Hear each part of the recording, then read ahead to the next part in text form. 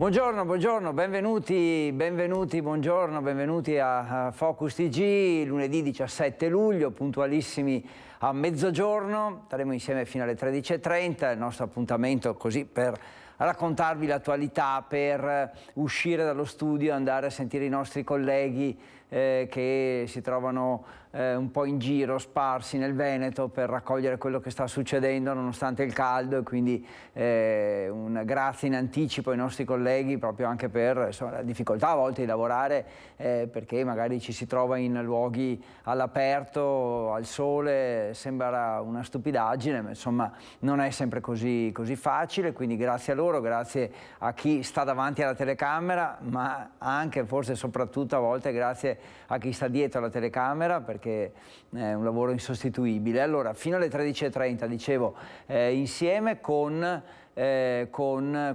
voi direi che possiamo andare direttamente subito a Roncade, dove c'è per noi Anna De Roberto con il presidente Luca Zaia. Siamo veramente ai tempi strettissimi per poter iniziare il dialogo e affidare la concessionaria. Sì, dice bene, nel senso che stiamo verificando tutte le carte dell'offerta. Nel momento in cui saremo nelle condizioni di firmare il contratto, consegneremo il cantiere che per questi 18 km e 600 metri che andranno a finire sostanzialmente alla rotonda Frova in località Tosano a Jesolo. Sono quasi 200 milioni di euro di opera, verrà realizzata in 36 mesi, quindi in 3 anni avremo l'opera realizzata. Un pedaggio di 2,40 euro per tutto il tratto per i veicoli leggeri e 4 euro per i pesanti, ma ricordiamoci i comuni residenti, cioè i residenti dei comuni attraversati non pagano nulla, avranno l'esenzione a vita rispetto a questa infrastruttura, e quindi sto parlando di Roncade, di Meolo, di Jesolo, di Raclea, di Cavallino Treporti, ma anche di Musile, di Piave, San Donà di Piave, e poi un'esenzione per 2 anni per Treviso, Silea e ovviamente San Biagio di Callalta e Monastir.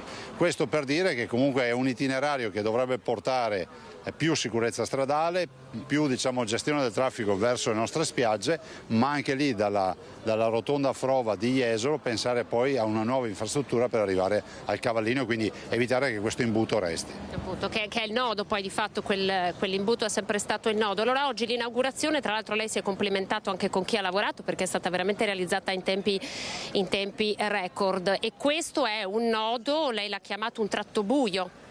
Sì, di questa strada? Assolutamente, perché comunque è una delle strade ad alta incidentalità. Noi dobbiamo investire nella sicurezza stradale. Io l'ho fatto in provincia di Treviso quando ero presidente, 450 rotatorie realizzate, sostanzialmente abbassati di moltissimo gli incidenti stradali e soprattutto quelli mortali o con feriti gravi. Dall'altro però non dobbiamo dimenticare che le strade non sono pericolose, ma siamo noi spesso con comportamenti sbagliati che rischiamo di renderle pericolose. Pensi solo a questo nuovo elemento che è entrato nella nostra vita, che è il telefonino, quindi abbiamo fuoriuscite di strada in solitaria per il 46% di incidenti mortali. Vuol dire che ci si ammazza da soli nel 46% dei casi di incidenti mortali con fuoriuscite di strada, probabilmente da distrazione all'interno dell'abitacolo. Nell'occasione di questa inaugurazione ovviamente si è parlato anche di A4, anche qui insomma ci sono buone notizie, ma io coglierei l'occasione della sua presenza anche per tornare per un attimo sul tema legato all'immigrazione. Ci sono stati nuovi sbarchi anche questa notte, è di fatto stata dichiarata un'emergenza e non sono, come dire, scoppiate diverse polemiche legate al protocollo che lei ha chiuso con ANCI, e lei dice in difesa dei primi cittadini. Dopo il caso di Castelgomberto, che cosa succederà? Cioè, che cosa cambierà realmente? Ma intanto ricordiamo che c'è un'emergenza dichiarata dal governo ad aprile nazionale per l'immigrazione, che la catena della decisionale passa attraverso il governo, il commissario è nominato dal governo per l'immigrazione, poi la distribuzione dei migranti nei territori avviene fatta dalla prefettura capoluogo, quindi la regione o le realtà territoriali non sono coinvolte come qualcuno pensa, non siamo noi che portiamo gli immigrati, anzi se non ci fossero avremmo altro di cui occuparsi.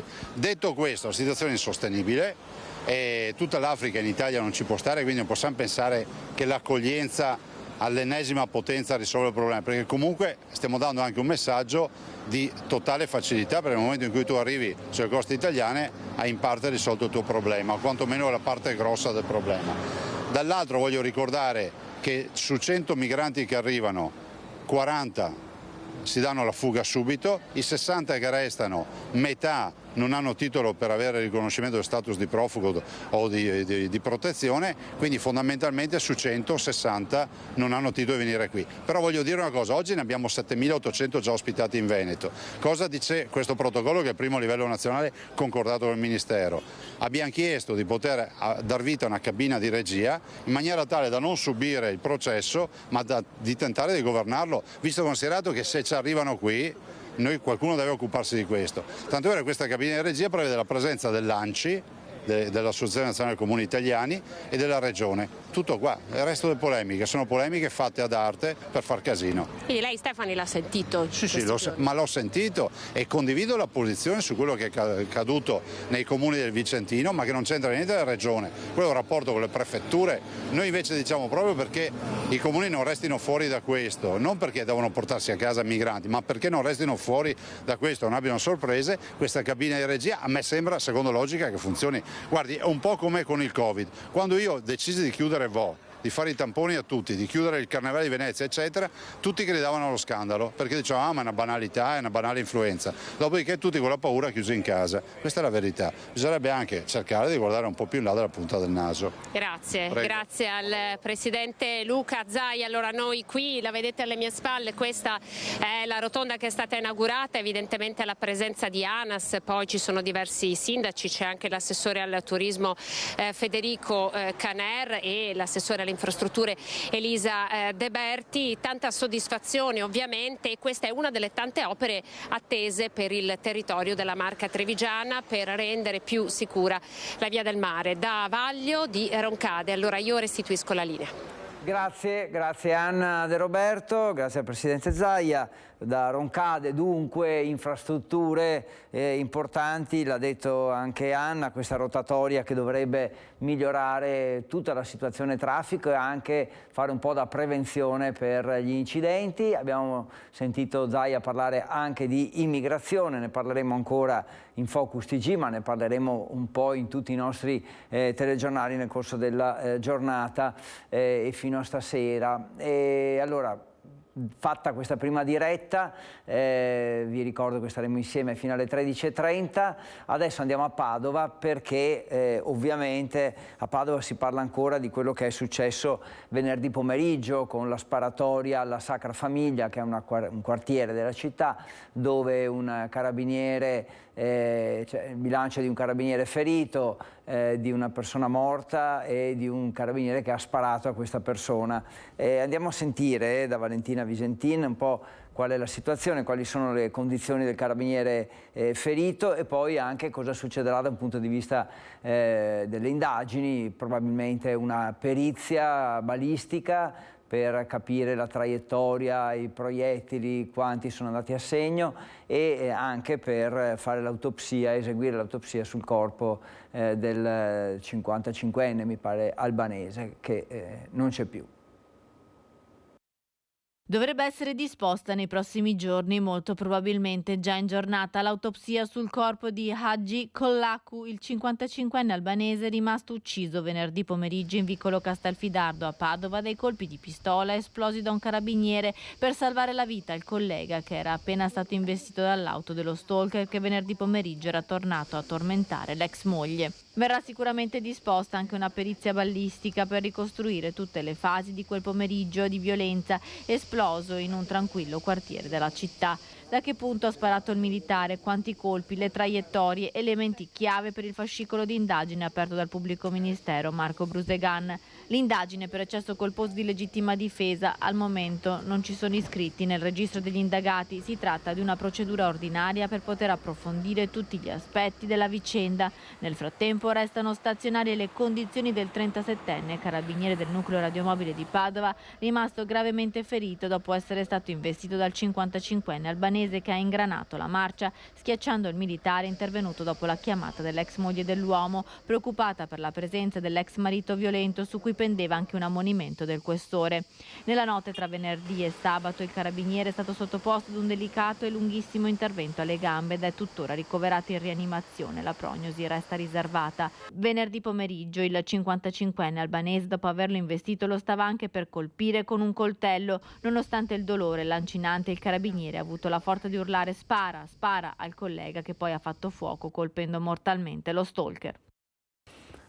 E su questo tema, insomma, abbiamo detto che c'è stato veramente venerdì un quartiere in angoscia, tutto questo quartiere di Padova. Naturalmente abbiamo anche raccolto delle testimonianze, insomma, comunque sentito qual era la situazione proprio dal punto di vista dei residenti. Quindi sentiamo questo servizio. Ero a casa e in quel momento ero sceso dalle scale per fare dei lavori in garage e ho incrociato la condomine che aveva chiamato i carabinieri ed era qui in ingresso che stava parlando con i carabinieri. Sono sceso in garage e nel giro di pochi minuti ho sentito un botto, delle urla e poi 4 spari. Dopo, quando sono uscito, ho visto il carabiniere a terra ferito con la gamba con una frattura scomposta e il capo che sanguinava copiosamente perché aveva una ferita qui sulla testa. L'altra persona stesa a terra di fianco, ferita dai colpi di pistola, e l'altro carabiniere in piedi che cercava di tranquillizzare il collega e che aveva chiamato 118. Giovanni è uno dei testimoni di quanto accaduto ieri pomeriggio in vicolo Castelfidardo. Vive nello stesso palazzo della donna minacciata dall'ex marito violento, ucciso dai colpi di pistola sparati da un carabiniere dopo che lui aveva tentato di investire il collega militare. Giovanni, come altri residenti, hanno vissuto in diretta quei momenti di paura. Ero di sopra, ero in bagno, stavo facendo la doccia, ho sentito degli spari e mi sono affacciato, ho visto la scena. I 2 uomini a terra, l'ambulanza e poi per ora il lavoro dei carabinieri che hanno analizzato il teatro della sparatoria. Sul posto anche il generale Giuseppe Spina, comandante della Legione Veneto. Axi Collacu, l'ex marito stalker, non era molto conosciuto dai residenti di quel condominio di vicolo Castelfidardo. Aveva vissuto solo pochi anni, 15 anni prima se n'era andato. La moglie, professoressa di matematica che dà ripetizioni anche agli studenti dell'università, era rimasta a vivere lì con la figlia. 2 donne tranquille, nessuno sapeva che l'ex marito continuava ad importunarla, anche se una condomina racconta che qualche anno prima era stato avvistato nei paraggi. 4-5 anni fa che non tornava qua, si appostava in zona, ma noi non pensavamo fosse tutto tranquillo. Mio marito l'ha visto una volta 4-5 anni fa che erano in zona, li ha incontrati, che lui discuteva con lei. Ieri pomeriggio l'ennesimo tentativo di avvicinarsi a lei nonostante i divieti, a rendere la vicenda ancora più inquietante il coltello che il 55enne aveva con sé. Un'occhiata anche ai siti di informazione, lo facciamo ogni tanto proprio per darvi conto di che aria tira a livello anche nazionale. Questo è il Corriere della Sera, con una notizia che è appena arrivata, vedete in aggiornamento, arriva dalla cronaca, arriva dalle strade, dall'autostrada dei Laghi per la precisione. Tir salta carreggiata, investe auto, 3 feriti, 1 è grave. E ancora strade dunque protagoniste. L'incendio all'aeroporto di Catania, avvenuto ieri sera, sono state spente le fiamme, ma fino al 19 luglio non si vola, quindi fino a mercoledì aeroporto chiuso. E poi la guerra con l'attacco ucraino contro il ponte di Crimea, crolla una campata, 2 morti, la Russia che dichiara l'accordo sul grano è scaduto. Anche questa è una notizia in aggiornamento. A livello locale il Gazzettino ci porta per la precisione a Roncade, direi, dove siamo stati poco fa con Anna De Roberto. L'affondo di Zaia, il Nobel a chi mi spiega come tutta l'Africa possa starci in Italia, quindi l'inaugurazione della rotatoria come occasione per parlare anche di immigrazione. Usa il superbonus per sistemare la casa e accudire la madre malata, ma perde i soldi senza vedere i lavori, quindi bisogna davvero stare attenti. Ultimo sito che vi mostro, volevo mostrarvi il Corriere del Veneto, in realtà vediamo se ci arriviamo, se no lo facciamo dopo, forse da qui. Il Corriere del Veneto, Padova in particolare, Massimo Zen, l'ex guardia giurata, e il suo diario dal carcere. Scrivete lettere per lui, dice la compagna a livello più regionale. L'incidente dopo il Redentore e la barca che si è rovesciata, l'avete sicuramente sentito, con un 28enne caduto in acqua e purtroppo morto. Adesso andiamo nel Vicentino perché vi ricorderete la vicenda di Davide Rebellin, il ciclista travolto e ucciso da un camion, alla guida un autista tedesco, una lunga querelle giudiziaria in tutti questi mesi. Alla fine c'è stato il via libera all'estradizione del camionista e nel frattempo il Tribunale del Riesame di Vicenza ha respinto il ricorso del camionista tedesco per avere gli arresti domiciliari, quindi il camionista accusato di aver travolto e ucciso Rebellin andrà in carcere a Vicenza. Sentiamo.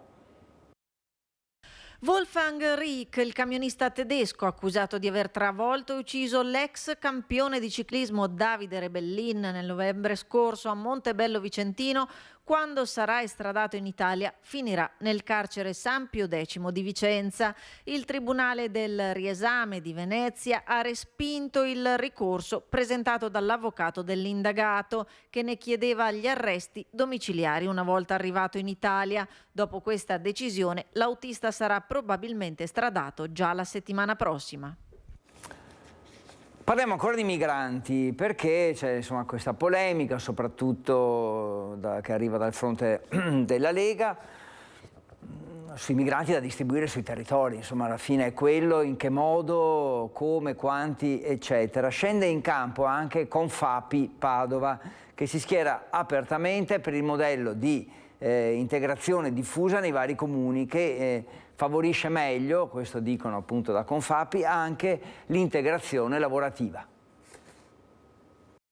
Il modello di accoglienza diffusa proposto dal governatore Luca Zaia, ma che non piace ai sindaci del Carroccio, convince e viene appoggiata in pieno dall'Associazione delle piccole e medie imprese padovane, che pensa all'integrazione lavorativa dei migranti, visto che, numeri alla mano, nel territorio padovano circa il 55% delle imprese tra luglio e settembre non troverà i lavoratori di cui ha bisogno. Noi abbiamo una condizione di necessità di ruoli professionali che non vengono ricoperti del tutto dalle risorse umane nazionali. Abbiamo un altro tema di migliaia o milioni, ma migliaia per quanto riguarda noi, speriamo, perché di più non potremo fare, di cittadini del mondo che vivono in condizioni molto difficili per sé e per le loro famiglie.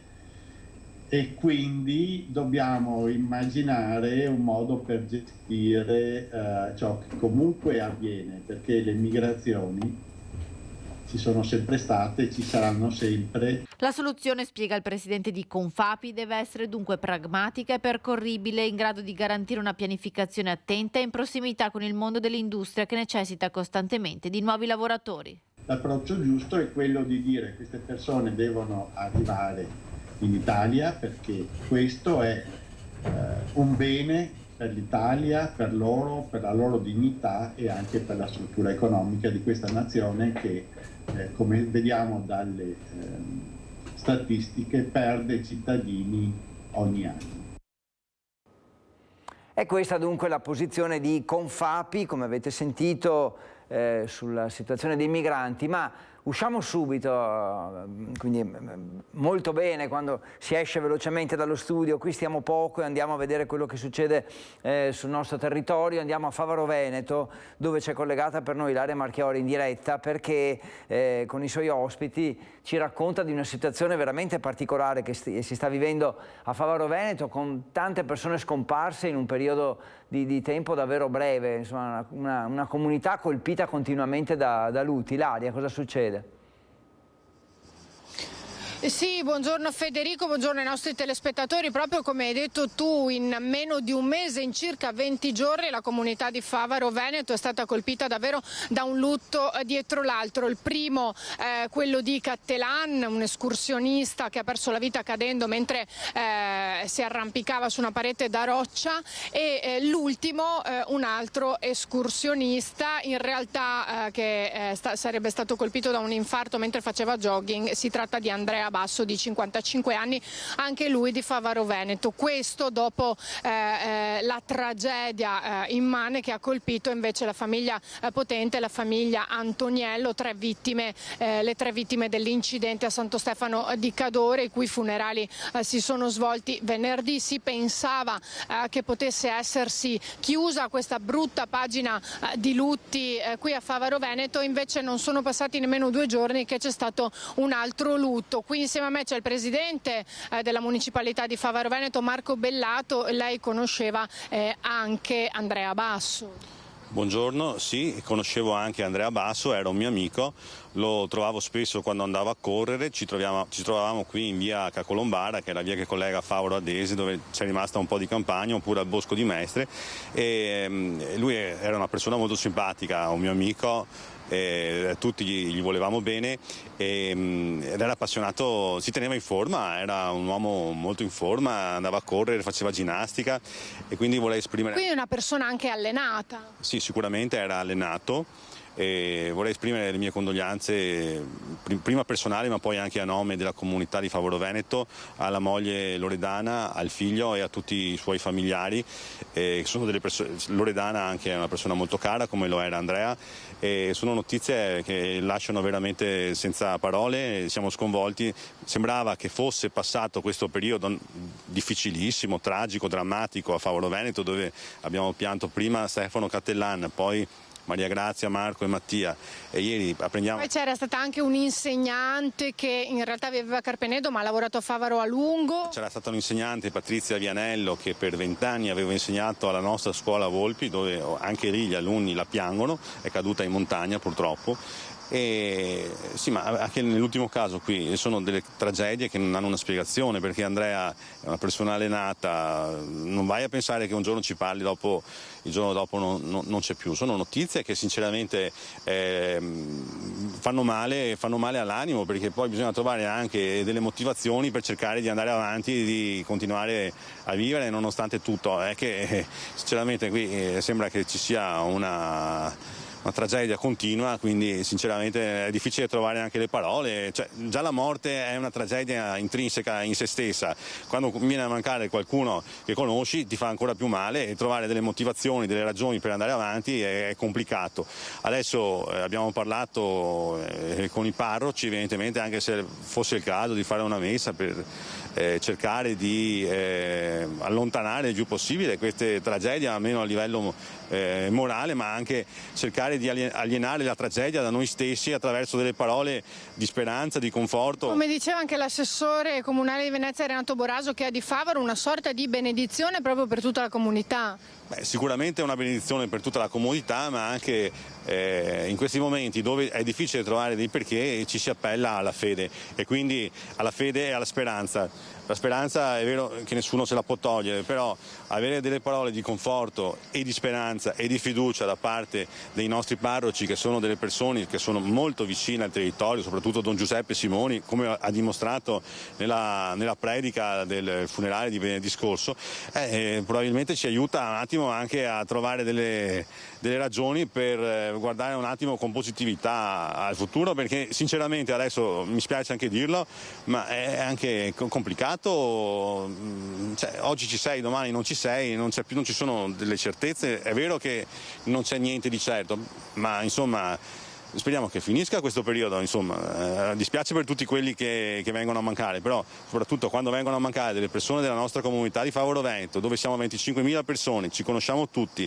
per nome e per cognome, molti sono come Andrea, provengono dalle famiglie storiche e quindi hanno fatto il proprio percorso di vita all'interno della nostra comunità, la vivevano, perché capitava spesso di trovarli in giro per le nostre trattorie, piuttosto che facevano con le compagnie di una volta, si ritrovavano e continuavano a stare assieme. Allora siamo 25.000 persone, ci conosciamo tutti per nome, è la nostra caratteristica, abbiamo un forte senso di appartenenza alla nostra comunità. È inevitabile che quando viene a mancare qualcuno viene a mancare anche una piccola parte di noi, perché qui non siamo dei numeri, ma siamo prima di tutto delle persone, e quindi veramente speriamo che finisca questo periodo. Non ci sono più parole, non ci sono. Ecco, proprio su quest'ultima frase io qui da Favaro Veneto ringrazio il presidente Bellato e restituisco la linea allo studio.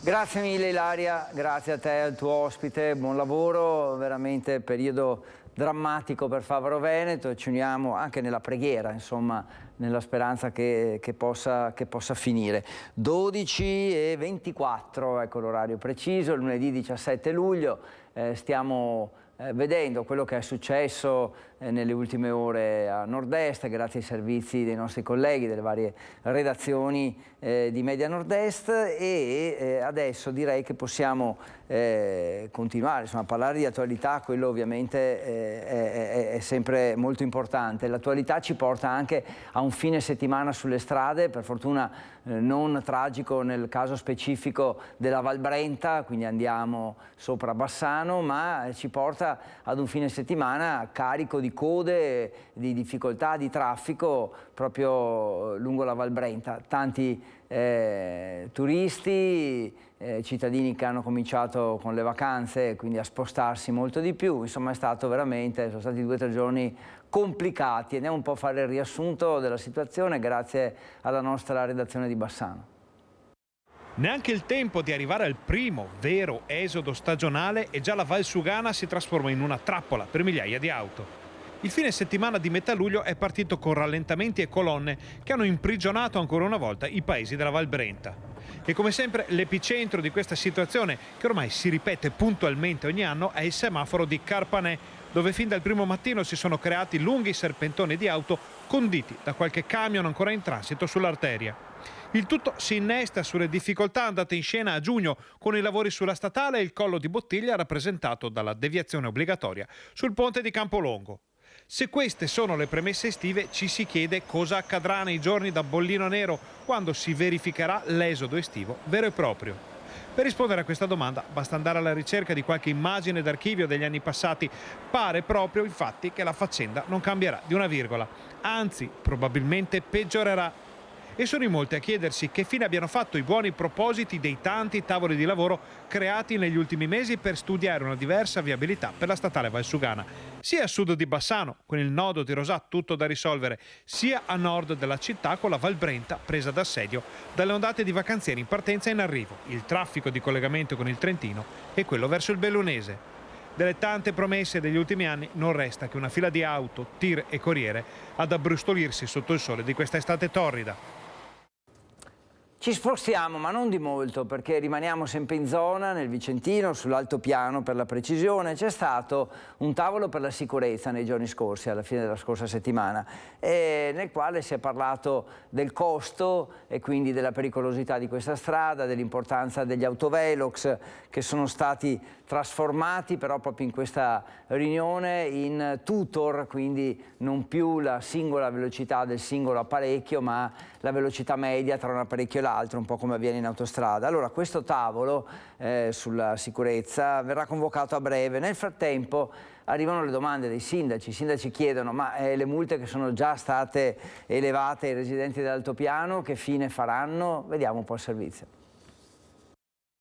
Lo spegnimento dei velox sul costo e la trasformazione delle apparecchiature a tutor per fini statistici è solo il primo passo per la messa in sicurezza di una strada che negli anni ha visto troppi incidenti e troppi morti. Partirà infatti a breve un tavolo di lavoro coordinato dalla provincia che coinvolgerà i sindaci dell'altopiano e le forze dell'ordine. L'obiettivo è quello di garantire maggior sicurezza perché ci sono state troppe vittime su quella strada lì, nel contempo però anche di non penalizzare tutti quei cittadini che per motivi di lavoro o anche per turismo quotidianamente percorrono quella strada. E quindi i dati saranno uno strumento utile che ci permetteranno di valutare la situazione e di prendere quelle che saranno le decisioni. La presenza delle amministrazioni comunali altopianesi al tavolo tecnico per la sicurezza del costo è vista come una garanzia per tanti residenti dell'area dei 7 comuni. La cosa importante è che non ci saranno più le sanzioni dei 70 all'ora, ma su questo tavolo tecnico noi potremo dire la nostra. Quindi si valuterà se rimettere ai 90 all'ora oppure tenere dei tutor a una velocità che verrà decisa anche da noi. Quindi non una cosa piovuta dal cielo, ma una cosa condivisa. Resta però il rammarico per chi si è visto appioppare una multa nelle ultime settimane, dato che gran parte delle sanzioni sono arrivate a casa dei residenti dell'altopiano che lavorano in pianura e che sono costretti a percorrere il costo più volte al giorno. L'altopiano è stato molto penalizzato da ciò e attualmente anche laddove adesso si tolgono le sanzioni mi preoccupo per tutti i cittadini che effettivamente le sanzioni le hanno già pagate rispetto del codice della strada e quindi dell'applicazione normativa e onestamente questo dimostra a maggior ragione che quello che era stato imposto in essere era stato un intervento non ponderato.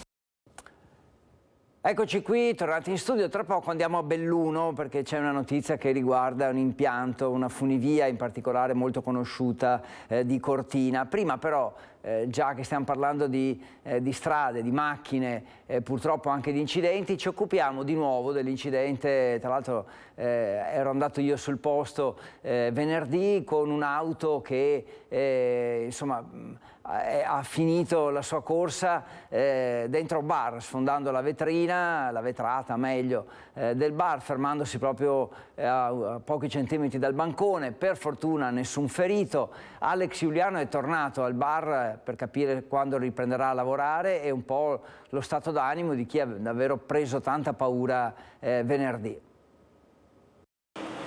Il giorno dopo l'incidente al bar Patagonia di via Cabaroncello, dove ieri una Fiat 500 ha sfondato la vetrata entrando dentro il locale, c'è ancora incredulità per quanto accaduto. La fortuna ha voluto che nessuno si sia fatto male sul serio, ma poteva andare peggio. La panca ha infatti attutito l'impatto tra l'auto e i clienti seduti al tavolino, dopo che sulla strada la Fiat 500 era stata a sua volta tamponata e spinta dentro il bar. Come spesso accade, la curiosità diventa morbosa quando è legata a fatti di cronaca così particolari e stamattina in molti si sono presentati al bancone domandando dell'incidente. Non posso neanche dirle quante, la curiosità di conoscere come, cosa, poi dell'ironia, uno che veniva a bere il caffè, chi non conosceva la strada, chi ha parcheggiato male, insomma un po' di ironia e così è andata via, se ne sta andando via la mattinata. La scena, rivedendo le immagini, resta impressionante e, come detto, la buona sorte, solo la buona sorte, ha evitato che qualcuno si facesse male sul serio. Stamattina la signora alla guida della Fiat 500 si è presentata al bar chiedendo scusa, trovando la piena solidarietà dei titolari e del personale. L'ironia di qualche cliente è stata forse la cosa meno piacevole, a detta di chi lavora in quel bar, ma l'aver riaperto subito al pubblico ha fatto tornare il buon umore. Ma qualcuno vi ha detto non mi siederò più lì su quel posto? No, anzi, qualcuno vorrebbe accaparrarsi quel posto. Per fortuna nessun ferito grave e allora questa era la cosa più importante e le immagini veramente particolari e insomma che colpiscono molto di quello che è successo venerdì. Come vi dicevo, adesso andiamo a Belluno, dove c'è collegata per noi al telefono Tiziana Bolognani, che salutiamo e che ci parla di questa vicenda che riguarda la funivia del Faloria, una funivia che porta da Cortina alle Tofane e che a quanto pare insomma è stata bloccata, la funivia non funziona. Buongiorno Tiziana e raccontaci tutto. Sì, buongiorno Federico. Sembra sia stato un errore di valutazione, così lo spiega il presidente della società Faloria, spiega così lo stop imposto dall'ex Ustif, che è l'autorità che vigila sugli impianti a fune, stop alla funivia omonima, quella che ricorderete fece da sfondo alle acrobazie di Sylvester Stallone nel film Cliffhanger. Con la revisione degli impianti scaduta è impossibile consentire la prosecuzione dell'attività della funivia per evidenti ragioni di sicurezza. Una tegola in piena stagione estiva, il blocco della funivia che la società temporaneamente sta cercando di risolvere con l'attivazione di un pullman dalla stazione di partenza fino a Rio Gere, da Rio Gere con un servizio jeep fino al rifugio Faloria che è aperto. La certificazione scaduta lo scorso 23 giugno riguarda il controllo pluriennale dello scorrimento delle funi passanti e quindi un controllo richiesto di rilevante importanza. La società contava di procedere alla revisione entro l'anno solare, perciò aveva programmato l'intervento a ottobre anziché a maggio e quindi da questa mattina il Presidente Menardi si è messo all'opera per cercare una ditta che possa eseguire l'intervento, ma potete capire, dato il periodo, questa ricerca non appare semplice. Ad ogni buon conto si ipotizza che lo stop alla funivia possa durare almeno 15 giorni, sempre che per l'appunto l'intervento si possa eseguire. Sullo sfondo c'è anche l'ombra di possibili sanzioni amministrative, visto che dalla scadenza, cioè dal 23 di giugno, la linea non avrebbe potuto effettuare i collegamenti verso il rifugio Faloria e le zone limitrofe, collegamenti che invece hanno funzionato, sono stati effettuati fino a venerdì scorso. Si vedrà, Federico, vedremo cosa accadrà nei prossimi giorni. Certo, una disavventura in piena stagione estiva che davvero non ci voleva. A te. Dobbiamo dire, insomma, nulla di legato alla sicurezza, quindi la funivia ha continuato a funzionare tranquillamente, è una cosa più amministrativa, ma soprattutto l'importante è che sia emerso questo però, perché in ogni caso se non c'è il collaudo non deve circolare. Per fortuna è andato tutto bene, ripeto, nessuna emergenza sicurezza, però meno male che poi anche se in ritardo i controlli hanno funzionato ed è emerso quello che hai raccontato. Esatto, quello che è poi successo, insomma, queste restrizioni sono diventate ancora più severe, lo ricorderete dopo la tragedia, la strage del Mottarone e tutto quello che è accaduto nel resto dell'Italia in relazione alla sicurezza degli impianti di risalita. Il fatto che i controlli ci siano stati, che ci siano state le verifiche, che alla scadenza gli uffici veneziani dell'ex Ustif, lo chiamiamo così perché diciamo che è conosciuto come Ustif, anche se adesso c'è un nome molto più lungo, altisonante, un acronimo un po' impossibile, improbabile da ricordare. Ustif resta in memoria, sono loro che debbono eseguire i controlli agli impianti di risalita, ma vi faccio anche un esempio molto banale, anche alla scala mobile di Belluno, che è considerata quella che collega il grande parcheggio con il centro cittadino,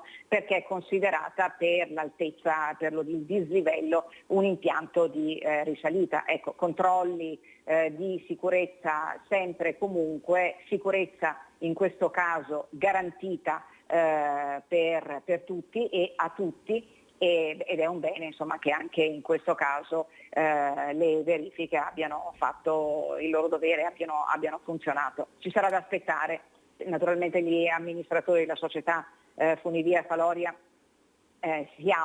auspica che questo problema possa essere risolto nel più breve tempo possibile. Grazie mille a Tiziana Bolognani, grazie per questa sua... A te, Federico. Grazie per questo suo racconto, l'avete sentito, ci vuole un po' di pazienza, ma insomma direi che per fortuna questa irregolarità è emersa e quindi c'è la possibilità di riparlarne. Io avrei voluto parlare del caldo adesso con Padova, che fa un po' il punto della situazione nel suo servizio, dicendo insomma che le temperature possono salire ancora. So che però c'è anche Luisa Bertini che sta per collegarsi con noi da Vicenza. Direi che in attesa di Luisa, perché sapete che a Vicenza, da Vicenza è partita questa protesta dei sindaci, in particolare quello di Castelgomberto, sul problema della distribuzione dei migranti che arrivano. Allora intanto andiamo al servizio di Padova, come dicevo, per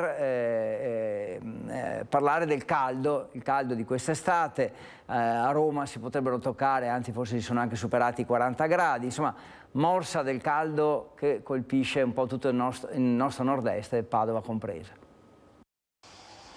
Il passaggio di Caronte, l'anticiclone che dall'Africa si sta estendendo su tutta l'Europa meridionale, entra nel vivo in questi giorni portando temperature record anche sulla nostra regione, in particolare su Padova, dove già lo scorso 10 luglio si era registrata la temperatura record di 36 gradi. Nei prossimi giorni vedremo salire probabilmente ancora la temperatura di poco, perché ormai i valori molto elevati sono stati raggiunti già nella giornata di ieri, domenica. Vedremo comunque salire le temperature ancora probabilmente di 1 o 2 gradi fino ai giorni centrali della settimana. Afa e umidità saranno 3 giorni di fuoco per i padovani, con le temperature che raggiungeranno i 40 gradi. Una prima boccata di aria più fresca è attesa per mercoledì, annunciano gli esperti del servizio meteorologico di ARPAV Teolo. È prevista una inversione di tendenza dai giorni centrali della settimana, probabilmente a partire da mercoledì con qualche prima pioggia, poi giovedì un po' più significativa, anche con un abbassamento termico. Non sarà un abbassamento particolarmente significativo, nel senso che perdere 3-4 gradi partendo da 38-39 gradi, 37-39 gradi sulla pianura, vederli scendere a 34-36 gradi non sarà un cambiamento radicale, però sicuramente una boccata d'aria rispetto a quello che al periodo particolarmente caldo di questi primi 3 giorni. Un'estate molto umida rispetto a quella del 2022, caratterizzata dalla siccità. Rimarchevole invece rispetto all'estate scorsa è il fatto che quest'estate patiamo di più il caldo, perché è un caldo decisamente molto più umido, mentre l'anno scorso abbiamo visto che, un po' complice la carenza di precipitazioni, un po' anche perché la circolazione determinata dalle strutture bariche in quota portava aria decisamente più secca rispetto a quest'anno, quindi la differenza risiede anche un po' in questo. Stiamo subendo più afa e meno caldo, usualmente definito caldo torrido, come nel 2022. Eccoci qui ancora in studio, Focus TG da mezzogiorno fino alle 13:30, siamo in collegamento con tutte le nostre redazioni che ci stanno raccontando un po' quello che accade a nord-est. Voi, mi raccomando, usateci, tra virgolette, anche come radio, se state facendo qualcosa a casa continuate pure, ascoltateci, poi magari l'argomento che vi interessa vi avvicinate alla televisione, ci seguite, meglio se lo fate per tutta l'ora e mezzo, dalle 12 alle 13, alle 13:30. E ancora viabilità, perché cosa sta succedendo a Padova? Anzi, prima di questo io direi, visto che ormai sono le 12:40 se non sbaglio circa, vediamo l'ora precisa, 12:41, ecco, allora c'è in ballo una breve pausa, questa viabilità padovana, ma diamo sicuramente precedenza invece a chi è in collegamento con noi, cioè a Luisa Bertini per la precisione, sempre precedente ai nostri colleghi con i loro ospiti, tema dei migranti, incontro in prefettura tra sindaci e prefetto, credo, o qualcosa del genere. Sentiamo com'è andata. A te Luisa. Sì, buongiorno Federico, buongiorno ai nostri telespettatori. Siamo proprio qui in prefettura, dove si è appena concluso l'incontro convocato dal prefetto con 5 sindaci del territorio. Ricordo che il prefetto si è riproposto di incontrare i 56 che ancora non hanno aderito alle rete dei CAS, ma poco alla volta, proprio per capire quali sono le modalità possibili di accoglienza per ciascun territorio. Ora io sono in compagnia del sindaco di Sovizzo e del sindaco di Altavilla, che la settimana scorsa sono stati tra i protagonisti di quello che insomma è balzato alle cronache come il caso vicentino, cioè dei profughi abbandonati di fatto davanti ai comuni. Qual è la situazione al momento dei profughi che sta accogliendo lei, se sa le tempistiche, e che cosa è emerso oggi dall'incontro in prefettura? I profughi sono a Sovizzo, li stiamo aspettando su una sala provvisoriamente delle associazioni, sono accuditi dalla Caritas e dall'associazione Sportello di coordinamento delle attività sociali che abbiamo in comune. Dall'accordo, dall'incontro di oggi è scaturito che noi non avevamo un accordo CAS sottoscritto, in quanto non eravamo assegnatari di alloggi abitativi. Avendo concluso l'iter per l'Agenzia del Territorio, l'Agenzia Nazionale dei Beni Sequestrati che ci hanno assegnato degli appartamenti, abbiamo, come chiesto dal prefetto, messo a disposizione almeno fin da subito un appartamento per poterli ospitare nei prossimi giorni, direi qualche mese, insomma. A lei faccio la stessa domanda: qual è la situazione adesso dei profughi, 3 se non ricordo male, ospitati nel suo comune, se vi hanno dato le tempistiche di quanto dovrete accoglierli e quali sono le prospettive? Intanto sono sistemati molto dignitosamente e di questo siamo contenti, in una struttura di proprietà comunale in gestione alla casa di riposo tramite una società nostra partecipata. C'era un asilo nido che è stato spostato, quindi c'è questa disponibilità transitoria di locali, sono messi bene, hanno anche tutta, con la vicinanza appunto della struttura, hanno cibo e ogni tipo di assistenza anche per il lavaggio, indumenti e quant'altro. Oggi il prefetto vi ha chiesto altre strutture di accoglienza nell'eventualità appunto doveste accoglierne altri, che cosa vi è stato chiesto? Ma è stato fatto un esame delle eventuali disponibilità alloggiative e non è stato chiesto esplicitamente di avere dei numeri da mettere a disposizione, quindi questo no. È stato presentato un protocollo che in precedenza noi appunto noi comuni non avevamo sottoscritto perché appunto per la mancanza sostanzialmente, almeno nel mio paese, di realtà alloggiative in locazione o di proprietà comunale. Quindi adesso, come il collega di Sovizzo, avendo degli alloggi ex mafia, diciamo così, previa comunicazione all'agenzia, potremmo eventualmente utilizzarli per questa emergenza. La durata non è stata, e non so se sia in grado qualcuno di dirla, non è stata comunque comunicata. Ecco, quindi i sindaci che aprono le porte e si mettono a disposizione, ma avete parlato anche del protocollo che hanno annunciato Zaia così come Mario Conte, ne avete parlato? L'incontro verteva soprattutto sulla risoluzione di questa emergenza e non si è parlato di questo accordo, anche se il CAS, la sottoscrizione del CAS, di fatto per noi è già un accordo, un primo passo avanti. Ecco, io ringrazio i sindaci e restituisco a voi la linea allo studio.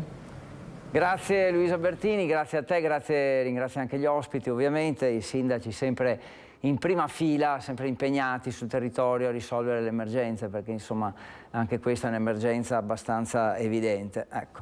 E ne torneremo a parlare anche tra poco e poi naturalmente nei nostri notiziari di questa situazione dell'accoglienza dei migranti. Adesso a Padova per parlare di una novità sul piano proprio stradale, perché a Padova ci sono parecchi T-Red e autovelox, quindi gli impianti che controllano i semafori, ma anche quelli che controllano la velocità in tangenziale. Cambiano però gestione, quindi da ottobre verranno smontati gli attuali impianti per essere sostituiti con nuove apparecchiature più all'avanguardia, dopo che la gestione è stata affidata definitivamente a una sola società. Amministrazione e Polizia Locale di Padova hanno deciso di aggiungere un nuovo T-Red agli 11 già funzionanti. I T-Red sono quelli legati ai semafori. E sarà collocato sul ponte di Volta Barozzo, che stiamo vedendo, sul Lungargine, all'incrocio per chi arriva da Ponte San Nicolò, proprio la direzione che stiamo vedendo in queste immagini. Un incrocio che negli ultimi anni ha registrato un alto numero di incidenti e quindi questo sarà un modo per prevenirli e speriamo anche per evitarli. Una breve pausa, poi torniamo con voi.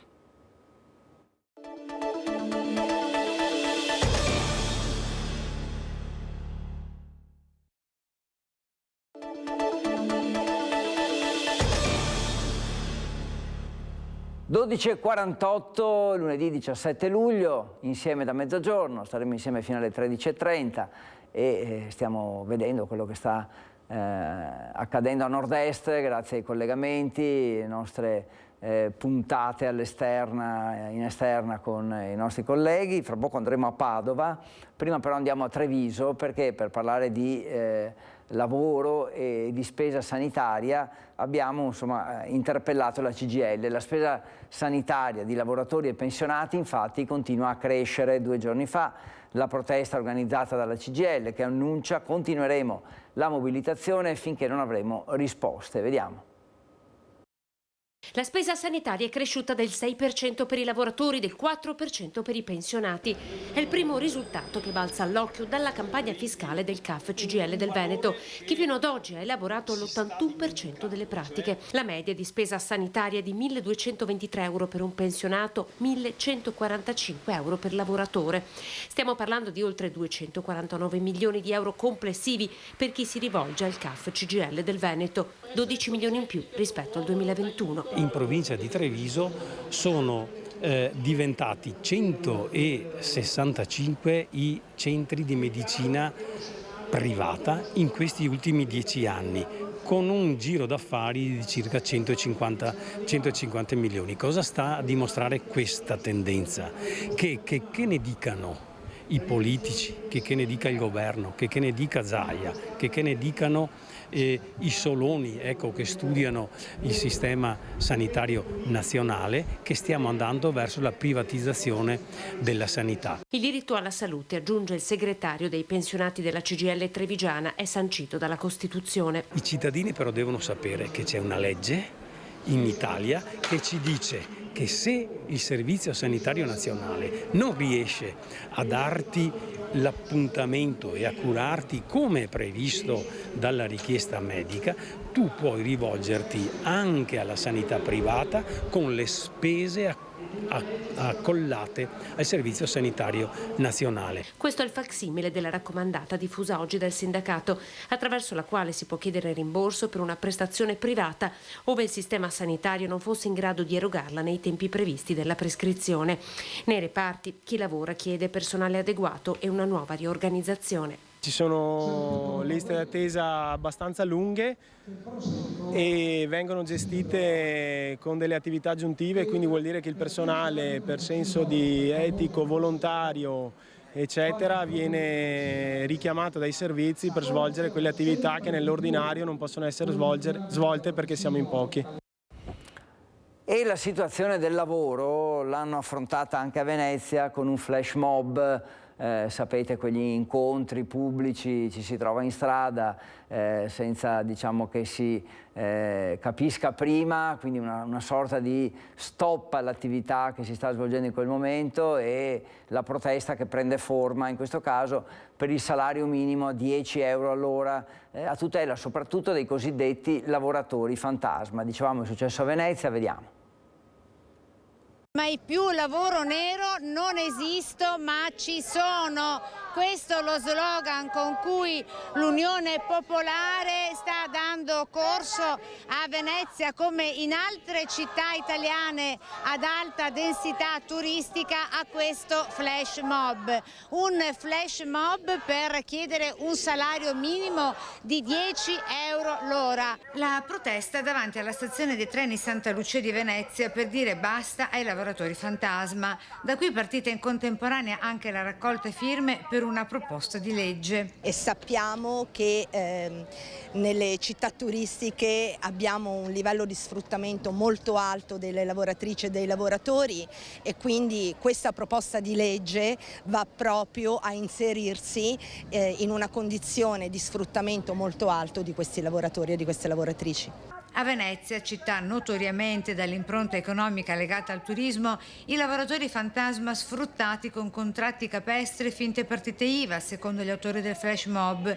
e da ricercarsi, tra gli altri, nel settore alberghiero, della ristorazione e in quello culturale, compreso quello museale. Tramite gli appalti e le esternalizzazioni abbiamo nel settore della cultura, ad esempio, dove viene applicato il multiservizi, che è il contratto delle pulizie, e anche il contratto della vigilanza, che è uno dei contratti più bassi in Italia, abbiamo dei salari minimi di ingresso di circa 6 euro all'ora. E le istituzioni culturali, tra l'altro, hanno degli introiti altissimi. Ad esempio la Biennale ha ricevuto 175 milioni di PNRR e non riconosce i lavoratori che lavorano nei padiglioni.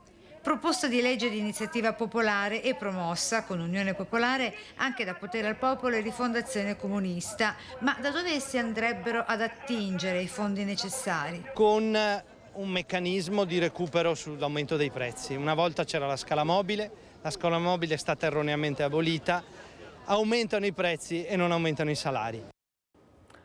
Adesso cambiamo argomento, andiamo a Padova perché ci colleghiamo con Valentina Visentin per una storia di sport e di sfida alla malattia. Allora, linea Valentina che è con Federico Cibotto.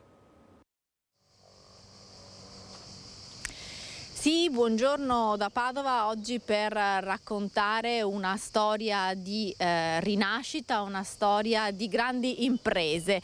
Qui con me Lorenzo Sacchetto e la moglie Raffaella sono di Sant'Urbano, piccolo comune della Bassa Padovana, una diagnosi che qualche anno fa ha stravolto la vita a Lorenzo, non ha impedito però di guardare avanti e di iniziare con un progetto davvero spettacolare. Infatti tra pochi giorni partirà in bicicletta per raggiungere San Giovanni Rotondo. Ma intanto ripercorriamo la storia insieme a Raffaella, la storia di suo marito Lorenzo. Cosa è accaduto qualche anno fa? Sì. Allora, la diagnosi di Parkinson risale a più di 12 anni a questa parte. I primi anni di Lorenzo sono stati piuttosto buoni, si è reagito alla malattia attraverso il movimento, sempre fatto un po' di movimento fino a quando la malattia l'ha messo in ginocchio e gli è stata proposta l'operazione, l'impianto della DBS, e lui ha accettato a braccia aperte perché aveva voglia di vivere a 360 gradi. Quindi ha subito questa operazione a dicembre e subito dopo l'impatto di dover ricominciare, no? Quindi rimettersi un po' in gioco, abbassare la terapia farmacologica per dare spazio alla stimolazione profonda. Un momento un po' difficile dal quale siamo usciti proprio attraverso lo sport. La bicicletta, abbiamo tirato fuori la bicicletta, ci siamo messi ad allenarci con un obiettivo, una motivazione importante: arrivare a Roma dal Papa Francesco, ma anche sulla tomba di Papa Giovanni Paolo II, una persona che ha avuto anche lui il Parkinson, ma che ha saputo rimanere in pubblico a testa alta, tenere forza a questa malattia. E quindi un grande allenamento, ci siamo messi in moto. Lorenzo ha trovato un grande beneficio con l'uso della bicicletta, soprattutto lo sport quotidiano. L'allenamento continuo ha permesso di affrontare l'impresa, di andare a Roma, ce l'abbiamo fatta in 7 giorni, siamo arrivati in piazza San Pietro, questo con l'aiuto delle associazioni Parkinson Italia, ma Parkinson Treviso, Coordinamento Veneto, che ci hanno sostenuto, ma ai quali abbiamo donato la nostra storia, perché c'era questa volontà di metterla in rete per far sapere, insomma, a tutte le persone che hanno una malattia importante, neurodegenerativa, che si può vivere bene, e quindi questa esperienza ci hanno chiesto di renderla pubblica, di renderla a favore degli altri. Raffaella sempre insieme a Lorenzo, ecco qui Lorenzo che l'anno scorso è arrivato a Roma e quest'anno ha deciso di andare a San Giovanni Rotondo da Padre Pio. Quando partirà? Insomma, ci racconta un po' questa avventura in bicicletta in giro per l'Italia. Diciamo che l'avventura non sono né il primo né sarò l'ultimo a percorrere questo percorso, perché ci sono tante altre persone che l'hanno già fatto prima del sottoscritto. Il mio è solo un gesto di sfida alla malattia, perché attraverso lo sport ho visto che io pedalo un po' per tutti, ecco, diciamo, un po' per tutti, per quelle persone che hanno una disabilità. La bicicletta mi ha portato a imparare a camminare nuovamente e la forza di trasmettere agli altri la possibilità di lottare contro un male che ci accomuna, perché può essere un Parkinson, può essere qualsiasi altra forma di malattia che porta a una disabilità, però se la persona non si affloscia sul divano e vuole mettersi in gioco ha la possibilità di giostrare la propria vita e di vivere al meglio, perché di Parkinson non si muore, di Parkinson si vive dignitosamente bene. E lei corre anche, perché farà queste tappe, la partenza il 19 luglio alle 6 del mattino, prestissimo, perché si corre con il fresco. Sì, ma anche perché abbiamo il supporto della Polizia di Stato che ci ha dato gratuitamente, e questo tengo a sottolineare, la scorta tecnica, quindi un ringraziamento particolare all'Arma della Polizia che ci ha sostenuto e ci vuole sostenere in questo viaggio. Grazie mille. Allora Lorenzo, un messaggio di sport, di rinascita ma anche di conoscenza attraverso appunto gli incontri serali, come ci spiegava Lorenzo, portando questo messaggio da Padova a tutta Italia. E da Padova è tutto, ringraziamo Lorenzo e anche Raffaella che sono qui con noi, e da Padova è tutto, restituisco la linea allo studio. Grazie Valentina, grazie mille, grazie a Lorenzo e a Raffaella, allora ai tuoi ospiti, in bocca al lupo, bellissima iniziativa, bellissima grinta, anche tanta grinta che ci ha veramente colpito. A questo punto conviene rimanere a Padova per parlare di un'altra impresa citata alla polizia, tra l'altro da Lorenzo, ed è proprio un poliziotto padovano, Paolo Venturini, quello che è riuscito a compiere una nuova impresa straordinaria, sopra ogni limite. Sentiamo il racconto. Corsa sul tetto del mondo per l'ultramaratoneta delle Fiamme Oro Paolo Venturini, nuovo record per il poliziotto padovano che ha corso per 2 ore 52 minuti e 53 secondi, percorrendo la distanza di 20 km e mezzo sul Khargdung La in India, il valico stradale più alto al mondo, situato a quota 5.602 metri sul livello del mare. Un risultato straordinario per il poliziotto ultramaratoneta del gruppo di atletica padovano, durante il quale Venturini è stato costantemente monitorato da un gruppo medico che ha studiato gli effetti del mal di montagna sul corpo umano. Ma vista l'impresa, Venturini si conferma un uomo dei record. Complimenti a Paolo Venturini, simpaticissimo tra l'altro, oltre che davvero un grande atleta. E adesso parliamo del Pride di Belluno, che è andato in scena con numeri al di sopra di ogni aspettativa, un'invasione di colori, di gioia lungo il percorso del corteo, dalla stazione al centro città, ovviamente tema dei diritti che era il tema principale. Vi presento anche loro sono Jessica, mia moglie, e Amelia, nostra figlia.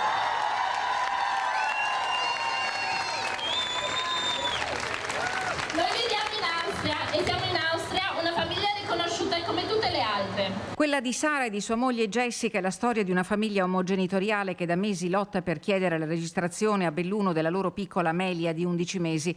Da Palazzo Rosso la risposta fino ad oggi è stata perentoria ed è un no senza possibilità di appello. Sara ha parlato in Piazza Duomo questo pomeriggio di fronte ai quasi 2000 del Belluno Pride e il sostegno è stato corale.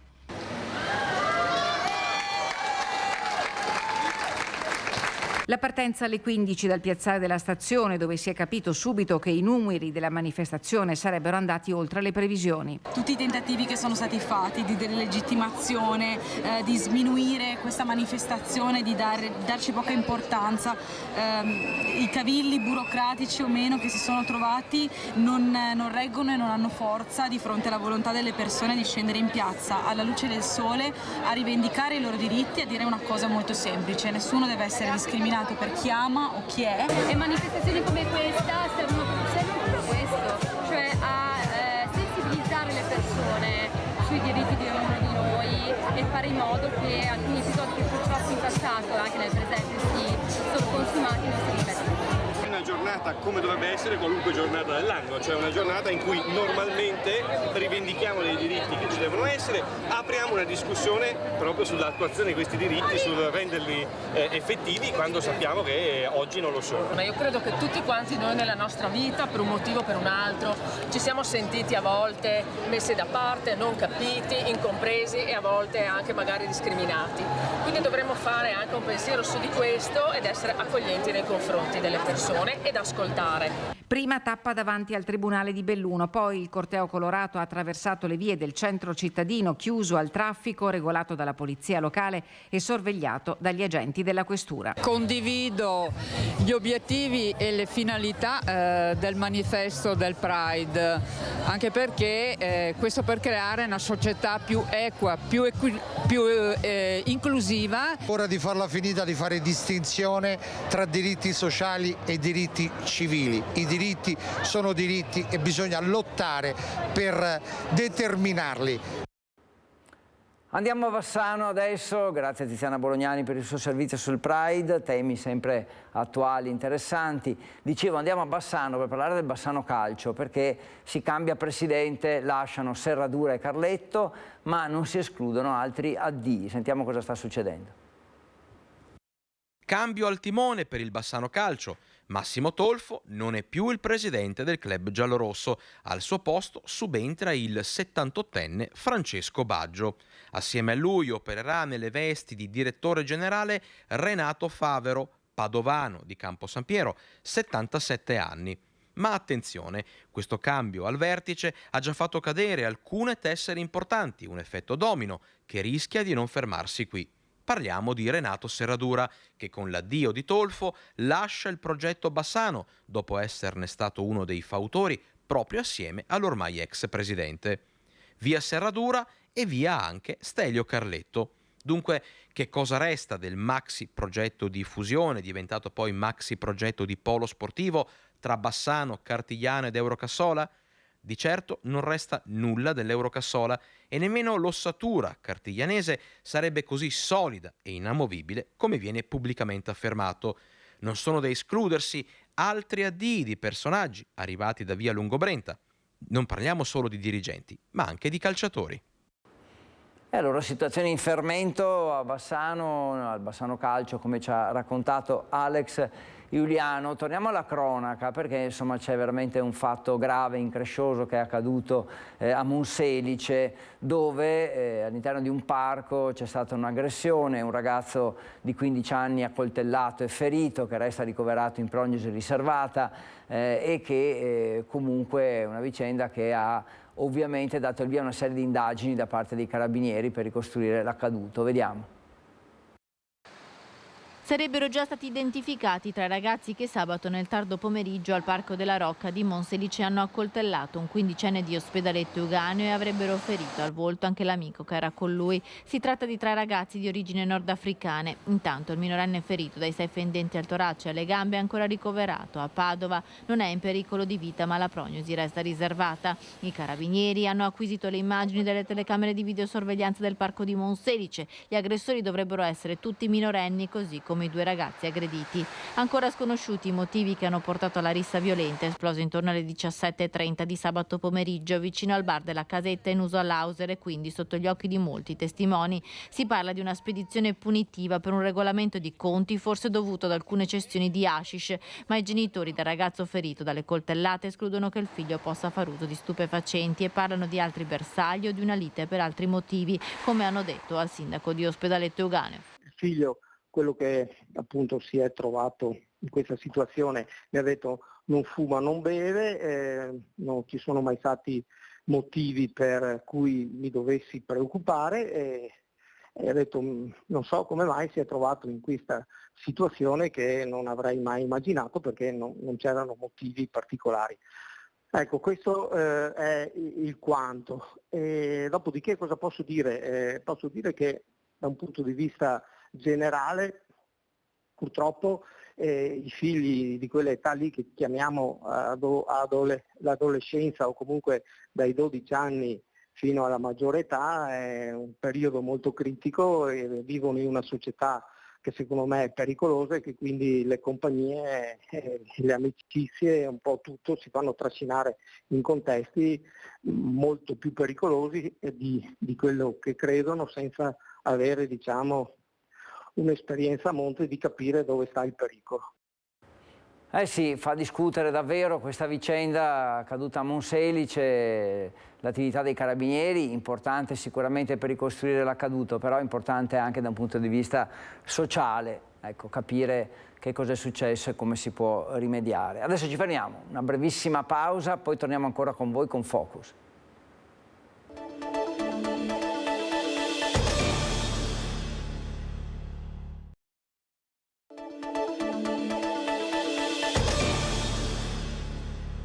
Ancora insieme per una ventina di minuti con Focus TG, abbiamo davvero spaziato in lungo e in largo per tutto il Veneto per vedere un po' quello che sta accadendo, quello che accadrà nelle prossime ore, quello che è accaduto nelle scorse ore, come ad esempio a Caorle, dove 2 donne e un minore originari dell'Est sono stati arrestati con l'accusa di furto in abitazione.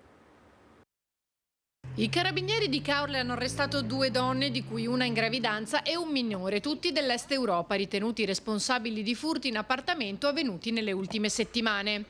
Gli arrestati, domiciliati a Cavarzere, si muovevano su un'auto con targa francese. Forzavano con delle sottili schede e apriporta la serratura delle abitazioni e rubavano soldi, gioielli, vestiti, trucchi, profumi, ma anche generi alimentari. Fondamentali per l'esito delle indagini le immagini delle telecamere di videosorveglianza e le testimonianze dei cittadini. I 3 sono ritenuti responsabili di 8 furti per un danno patrimoniale di circa 15.000 euro. Arresti domiciliari con applicazione del braccialetto elettronico per una donna e divieto di dimora e transito in Veneto e Friuli Venezia Giulia per l'altra, mentre il minore permarrà nella comunità in cui era stato collocato dai carabinieri. E ancora insieme, come abbiamo detto, insomma, staremo insieme ancora per una ventina di minuti. Adesso andiamo a Chioggia per parlarvi della sagra di Chioggia, ma per parlarvene in una chiave un po' particolare, perché in effetti, insomma, si tratta anche di una finalità che ha questa sagra, che solo nella serata di mercoledì, parliamo della sagra del pesce, ha registrato la presenza di circa 10.000 persone. Tra gli obiettivi, dicevo, anche quello dell'inclusione. Sentiamo come. Mai come quest'anno la Sagra del Pesce di Chioggia, giunta all'84esima edizione, ha dato spazio all'inclusione. Un sistema già rodato, ma che sta permettendo di raccogliere i suoi frutti passo dopo passo grazie alla collaborazione e all'unione. Per noi è molto piacevole, creare questa rete, in particolar modo riuscire a coinvolgere i ragazzi, i giovani del territorio, portando inclusione lavorativa anche per persone con disabilità. Riusciamo a creare veramente un mare di bellezza, perché così si chiama il nostro stand, coinvolgendo non solo i pescatori, che sono proprio pescatori del nostro mare, con un prodotto tipico che è il fasolaro, e poi tutti insieme riusciamo a creare questa forte sinergia, portando ai nostri turisti e alle nostre persone qui locali proprio un coinvolgimento che è a 360 gradi. Un pezzo aggiunto al mondo dei fasolari, il prodotto tipico di Chioggia, che coinvolge i giovani e chi è affetto da disabilità. Il pezzo che abbiamo aggiunto è quello di far diventare questa peculiarità del territorio un qualcosa che possa coinvolgere fino alla parte più debole della comunità, e cioè la disabilità. Quindi noi abbiamo unito questi due mondi e abbiamo fatto in modo che i ragazzi sono dietro la cucina, cioè sono uno davanti all'altro, che si guardino e fanno esperienza uno dell'altro di come si possono sostenere le due cose assieme, perché dove non arrivano loro ci sono i ragazzi che danno una mano, così come possono. Eccoci di nuovo in studio, un'altra occhiata ai siti, siamo arrivati alle 13:14, vi mostro Repubblica che apre con i mondiali di tuffi, commenti sessisti e body shaming dei telecronisti Rai e scoppia il caso. Questo è l'approfondimento di Repubblica. Poi c'è il Corriere del Veneto con Riccardo morto al Redentore. Avete sicuramente sentito la barca che si è rovesciata addosso a una bricola dopo i fuochi d'artificio del Redentore. Era un comandante esperto e conosceva la laguna, quindi è da capire davvero cosa sia accaduto. Il Gazzettino che invece rimane sui migranti, come vi avevo dato una mezz'ora fa, l'affondo di Zaia, il Nobel a chi mi spiega come tutta l'Africa possa starci in Italia. Parliamo dell'accoglienza, l'abbiamo fatto anche con i nostri collegamenti, oltre ad aver sentito Zaia abbiamo sentito anche i sindaci del Vicentino.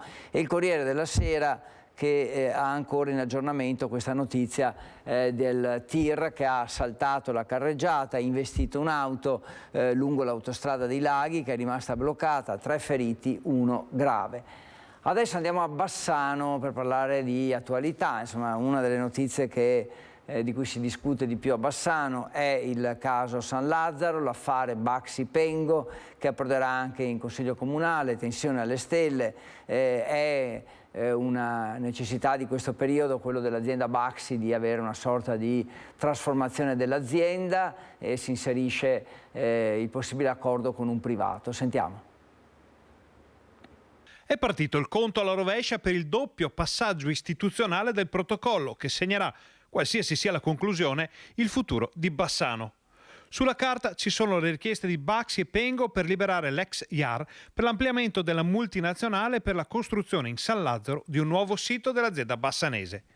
Cittadini, quartieri, ambientalisti annunciano battaglia. Sindacati e associazioni di categoria hanno già detto la loro sulle eventuali ricadute occupazionali e ora la palla passa alla politica. Proprio come la città chiede da mesi. Peccato che invece di governare un cambiamento epocale tracciando la strategia della Bassano di domani, la politica cittadina si troverà stretta fra due esigenze che forse si vuol far apparire inconciliabili. Sono proprio i cittadini a chiedere che non si arrivi a un bivio dal quale non si torna indietro, con tante proposte alternative che erano state suggerite all'amministrazione Pavan negli ultimi tempi.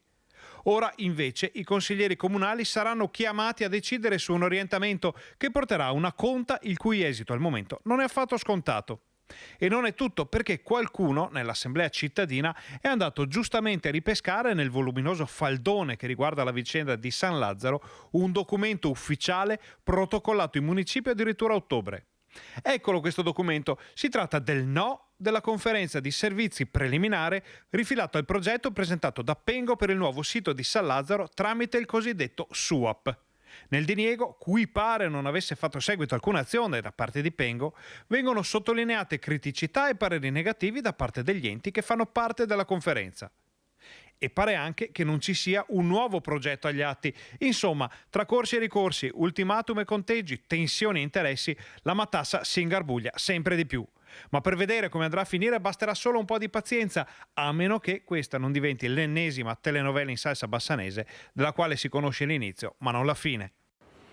E dunque staremo a vedere, cercando di capire come finirà e come finirà anche questo vortice di aumenti che ci sta colpendo davvero, soprattutto sul fronte alimentare, frutta e verdura, soprattutto con un salasso di stagione che pesa sulle tasche dei cittadini. In particolare noi a Vicenza abbiamo chiesto cosa ne pensano i vicentini appunto sui beni aumentati del 19%, quelli frutta e verdura per intenderci, rispetto allo scorso anno, e a pesare però ci sono anche le bollette, la benzina e i costi, diciamo quelli fissi delle nostre abitazioni.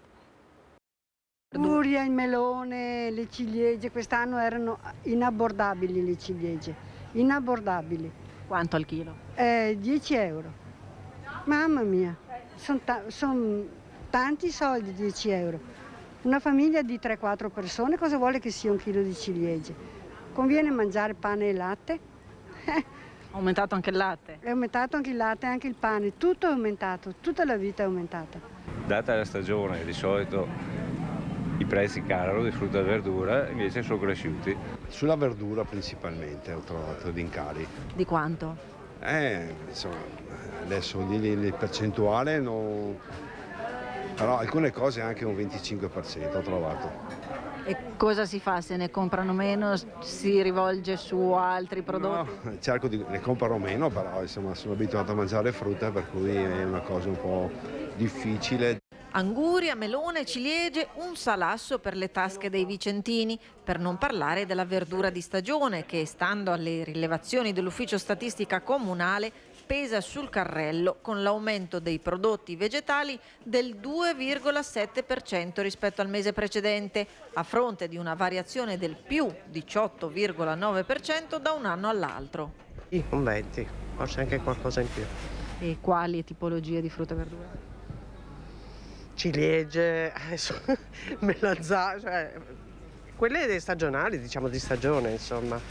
Le ciliegie soprattutto, credo, siano aumentate a valanga. Frutta, verdura, io prendo anche le scatolette per il gatto, anche quelle rincarano di settimana in settimana, non di giorno in giorno, ma di settimana in settimana. Tra le voci in aumento anche quella relativa ad abitazione, acqua, elettricità e combustibili, la cui variazione mensile è del più 1,4% e quella annua del 12%, dove il dato che pesa di più è quello del gas, che registra rispetto allo scorso anno un più 15,6%.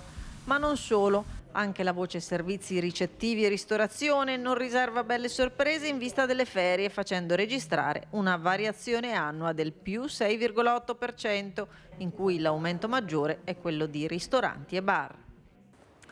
Ora andiamo a Pieve di Soligo, in provincia di Treviso, dove gli amici di Andrea Ross, l'ex consigliere scomparso nel 2022, hanno donato al comune 4 defibrillatori che verranno distribuiti nelle frazioni.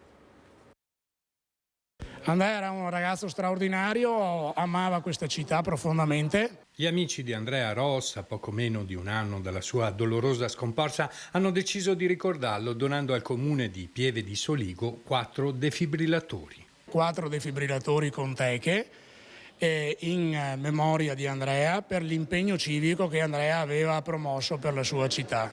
Andrea Ross, consigliere comunale della Lega Liga Veneta Pieve di Soligo, ha perso la vita nel luglio del 2022 a soli 38 anni a causa di una malattia che non gli ha lasciato scampo. Presenti alla cerimonia di consegna anche i genitori e la moglie con i 2 figlioletti.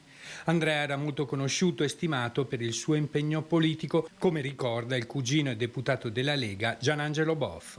Veramente era pieno di iniziative, pieno di voglia di fare, e quindi proprio questo suo spirito, diciamo, è rimasto anche dentro di noi, e sono onorato oggi di essere qui perché il fatto che questa iniziativa, grazie anche alla collaborazione del Comune di Pieve di Soligo, consenta di rendere Pieve di Soligo cardioprotetta, quindi di poter aiutare gli altri, è veramente una bella iniziativa. Il Barbisano Calcio, gli amatori Pieve 2001 e noi con Carlo hanno giocato a calcio in un torneo triangolare questo pomeriggio allo stadio Don Battista di Barbisano, ricordando Andrea che quest'anno avrebbe compiuto 40 anni. Quello che assistiamo oggi è questa grande manifestazione di affetto, una giornata dedicata ad Andrea, all'insegna dello sport e del divertimento, ma anche nel portare avanti alcune iniziative che lui da consigliere comunale aveva sollecitato e di cui i suoi amici, i suoi familiari si sono fatti carico. Sapeva creare armonia e fare delle cose che restassero. Ecco quindi il motivo per cui noi qui oggi siamo, per lanciare l'associazione che faremo intitolata a lui, appunto per portare avanti quelle che erano le sue qualità. Sicuramente iniziativa importante questa che abbiamo sentito, c'è il dolore per la scomparsa dell'amico, ma anche questa iniziativa di solidarietà. Adesso parliamo di maltempo, è vero che in questi giorni è tutt'altro che maltempo con le temperature alle stelle, però nei giorni scorsi c'era stato quel passaggio di maltempo che ha provocato danni. Sentiamo in provincia di Vicenza cos'è accaduto agli istituti superiori. Provincia alla conta dei danni a seguito del temporale con vento e grandine che ha colpito il Vicentino nella notte tra mercoledì e giovedì. In totale si stima che l'importo ammonti a circa 50.000 euro. In città si sono verificate rotture ai lucernari della Cittadella degli Studi di Vicenza, in particolare agli istituti superiori da Schio e Montagna, mentre sono in corso accertamenti agli istituti Canova, Boscardin e nella palestra del Montagna. Sempre a Vicenza, nel magazzino provinciale di Via Muggia, sono state riscontrate vetrate rotte delle finestre ed è in fase di verifica la copertura. A Breganze, nello stabile che ospita l'Ipsia Scotton, il vento ha spostato tegole di copertura.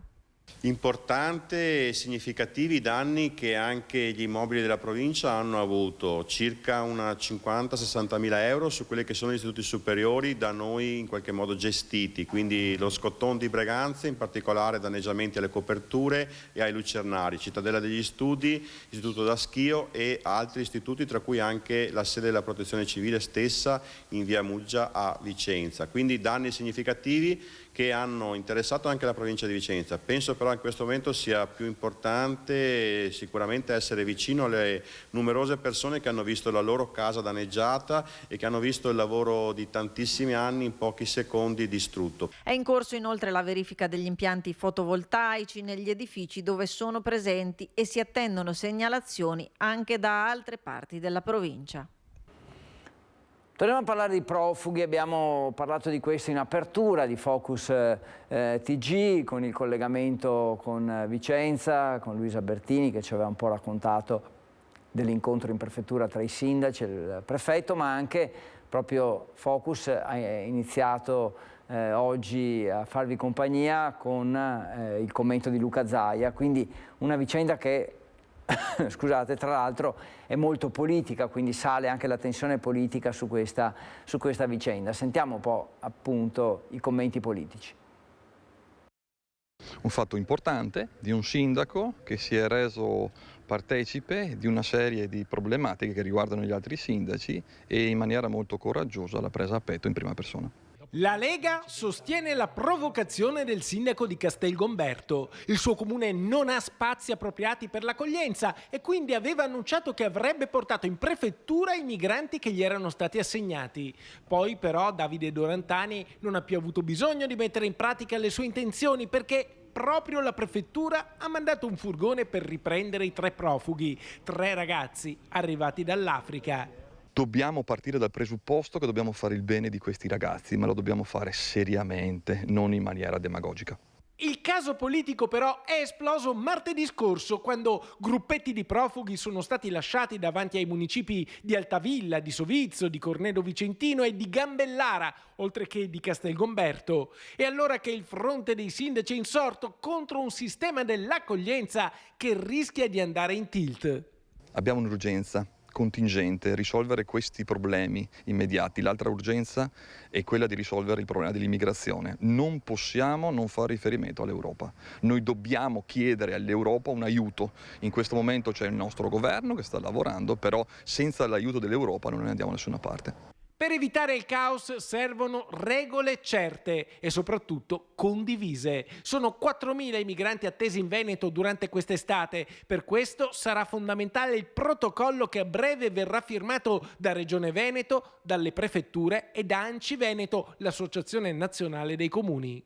In questo momento il nostro presidente Luca Zaia e il sindaco di Treviso, che fra l'altro è presidente ANCI, stanno lavorando su questa cosa per mettere insieme un puzzle che non è facile per quanto riguarda la parte politica, ma per quanto riguarda invece l'altra parte, che è la parte amministrativa che tutti i sindaci oggi devono affrontare.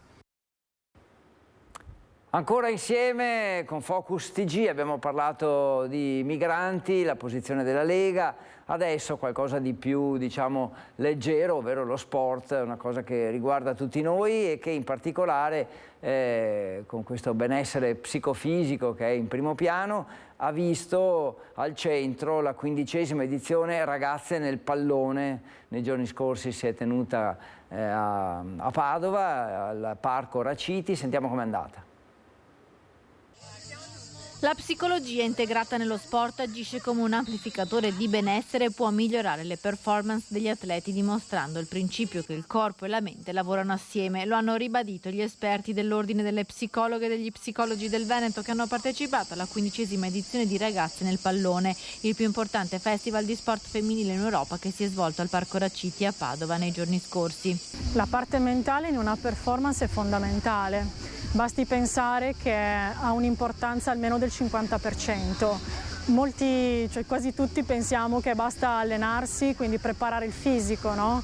O la tecnica per una buona performance, però ricordiamoci che in campo non solo ci andiamo col corpo ma ci andiamo soprattutto con la testa, quindi se non sappiamo gestire le emozioni, se non sappiamo gestire lo stress, se non sappiamo concentrarci, se non sappiamo fare bene delle tecniche di respirazione, una performance anche per atleti di altissimo livello può essere compromessa. Un'edizione che puntava a guardare al futuro. Al futuro dedicandoci soprattutto alle nuove generazioni, alle nuove leve, per cui avremo una masterclass dedicata alle bambine dalle 8 ai 15 anni e le giovanili ovviamente della FIP, della Federazione Italiana Pallacanestro. Per le oltre 600 atlete presenti è stata anche un'occasione per ribadire l'impegno dell'Ordine nel promuovere la cultura della parità di genere nello sport con l'obiettivo di sostenere le donne nella propria autorealizzazione. Sappiamo che nello sport come nelle professioni il divario retributivo e anche la diversa possibilità per le donne di arrivare a ricoprire ruoli dirigenziali è ancora molto forte.